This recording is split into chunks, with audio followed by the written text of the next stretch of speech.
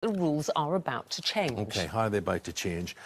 Now, people with hidden disabilities, such as autism and mental health conditions, will soon be able to get the same disabled parking permits. Now, don't know what you think about that, but it has divided opinion. In the studio now, we have mobility scooter user Tanyalee Davis, who we've met last week. So very good to see you back. And it's good that these issues are here and we're talking about them, isn't it? Yep. Yeah. And she believes that the new rules will put further pressure on already limited disabled spaces, whereas Kimberly Seeger, who has a 7-year-old daughter with autism, well, you'd welcome the move, yeah? Yes, I very much welcome the move because I personally have my own daughter with autism and we face so many difficulties just simply going in the car, getting out of the car. There can be a meltdown at any point, and this isn't a tantrum. This is something that can take a very long time to calm them down from. And in this instance, my daughter could be violent. She has to be restrained. The doors of my car can only open, obviously, a certain way with the car next to mine. However, if we were in this space, we would be able to have that room for her to get out safely, me to actually maintain her safety. And I cannot park in parent and child spaces because of her age. Yeah. There is, like, you know, regulations or limitations, restrictions.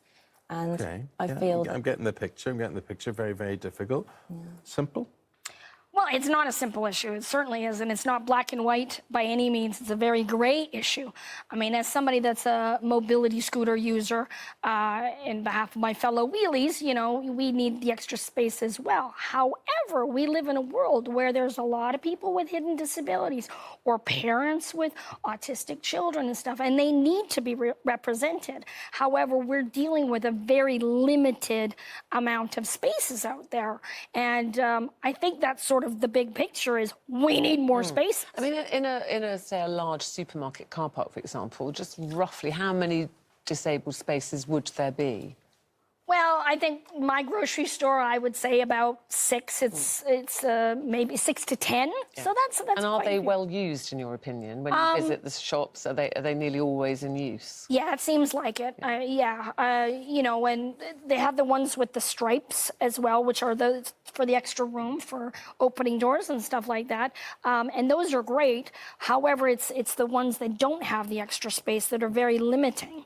And the problem is, I suppose, for you, Kimberly, is if you've got this blue badge and you went to the supermarket or parked somewhere with your daughter where she wasn't having a problem that day, and she wasn't, they see you just get out of the car with your daughter, you know, get a trolley and walk calmly into the supermarket. It's unseen disability, which is a problem for you, isn't it? How do people react with you and your daughter? Well, when there has been meltdowns, I have been abused. People have shouted at me, why can't you calm your child down? Oh, you young mother, because I look young. And actually, just because you cannot see that there is a physical disability, they automatically assume, oh, your child is just naughty. Whereas somebody who presents themselves in a physical, you know, disability like this lovely lady here, people would actually look at her and probably want to help, and they may move out of the way for her.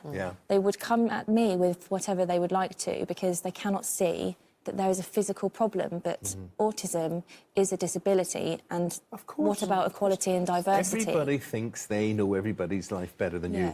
Now, I parked in a disabled bay once at a service station, right?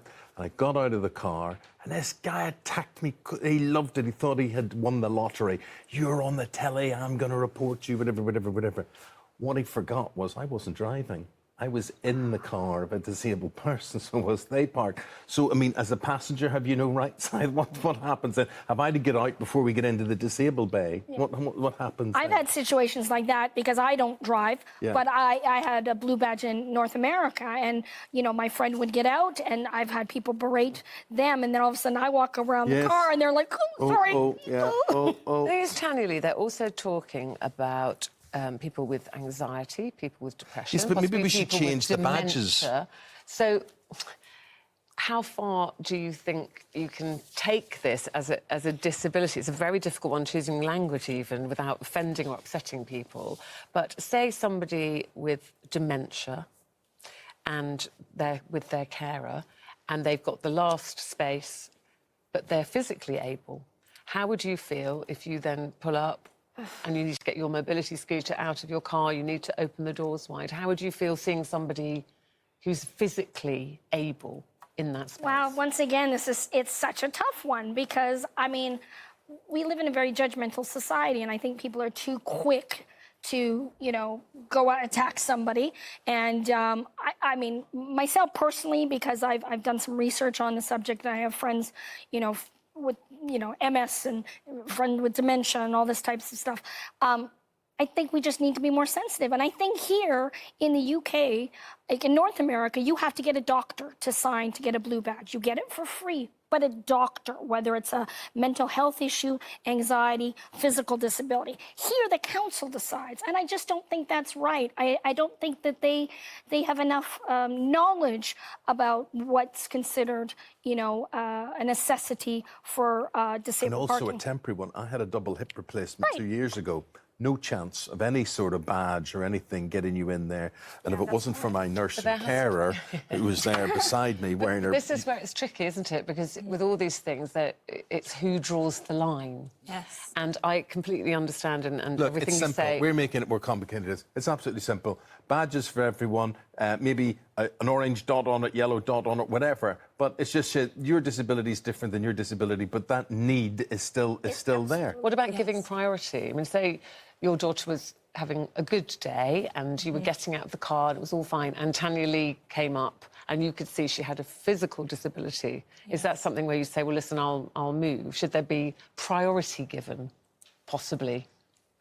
I feel that it should be dealt with on a case-by-case basis for everybody. There should be individual assessments to everybody's needs, because one size does not fit all.